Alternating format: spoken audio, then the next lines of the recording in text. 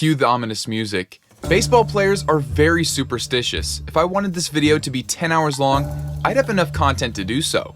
But today, let's cover some of the most interesting and crazy superstitions that this game has ever seen. As always, if you enjoyed the video, make sure to leave a like and consider subscribing. But first, let's make one thing clear. Superstitions are not just specific to baseball. Historically, there have been superstitions like knocking on wood to not jinx something, avoiding breaking a mirror, and the negative connotation associated with the number 13, hence why hotels typically don't even utilize the 13th floor. But come on now, you're not fooling anybody, floor 14. These superstitions, along with many others, can generate bad luck, usually with life in general, although in baseball terms, that could mean entering a slump if certain precautions aren't taken. Babe Ruth is a baseball icon, accumulating the most career WAR and smashing 714 homers for his career. Originally, he played for the Boston Red Sox. In 1920, they famously traded him to the Yankees in a trade that, according to baseball folklore, cursed the franchise.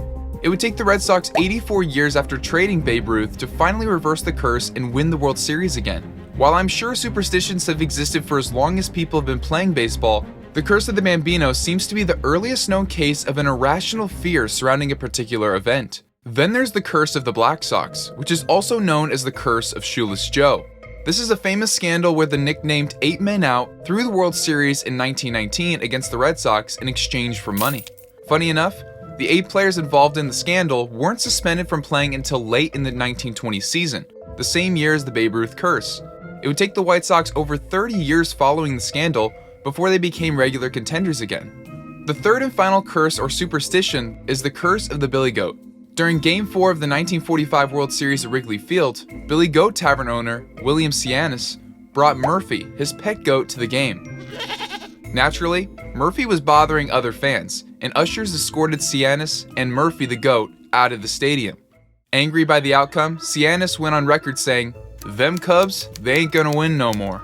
As you can tell, his education was real good. He also supposedly sent a telegram to the Cubs owner stating that the team would lose the World Series and never win the World Series again. Keep in mind, this guy got mad over a goat and somehow wielded the power to wave his magic wand and cast a spell that could curse an entire franchise.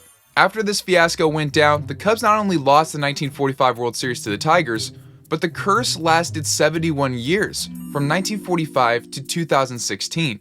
The curse was broken, so to speak, when the Cubs took down the LA Dodgers in the NLCS to win the National League pennant.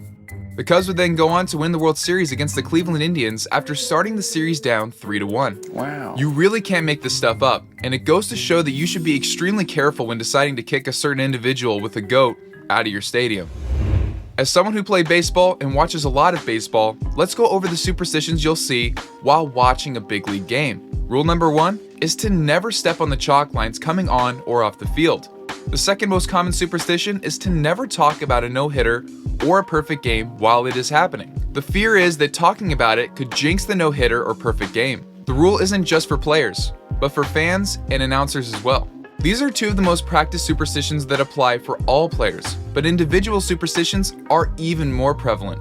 Player rituals before a pitch is thrown, refusing to wash hats, helmets, or uniforms during a hot streak, using lucky equipment such as a bat or a glove, and eating pre-game meals are among the countless superstitions that ball players create for themselves depending on what works for them.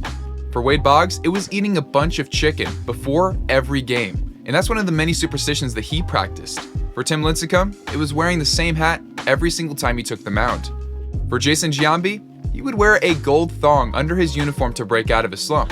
Derek Jeter even admitted to having tried the method after going 0 for 32 during a major slump in 2004.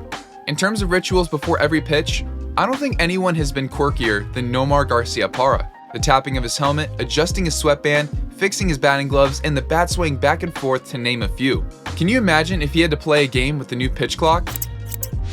Then there's some players that are heavily concerned with certain numbers, and not just in terms of their jersey number. For Larry Walker, everything revolved around the number 3. In fact, he was married on November 3rd at 3:33 p.m. Imagine if he was married in March instead. The universe might have exploded. In relation to baseball, Walker took practice swings in multiples of 3. He set his alarm to 33 minutes past the hour he wanted to wake up, and this became the reason why he wore the number 33 for his entire 17-year career with 3 different teams. Go figure, it'd be 3 different teams. He's Squidward, you're Squidward, Squidward! There's also a really gross superstition that is so weird, I had to include it in today's video. Moises Alou did not wear batting gloves, and because he wanted tougher calluses, he was known to pee on his hands. Don't do it. I mean, I guess it worked. He had 303 for his career with 332 home runs, but I certainly would not try that at home, kids. With that being said, let me know in the comments down below any other superstitions that you've seen or heard of in baseball. If you enjoyed, make sure to leave a like and consider subscribing. Thank you all for watching, and I'll see you guys in the next video. Later.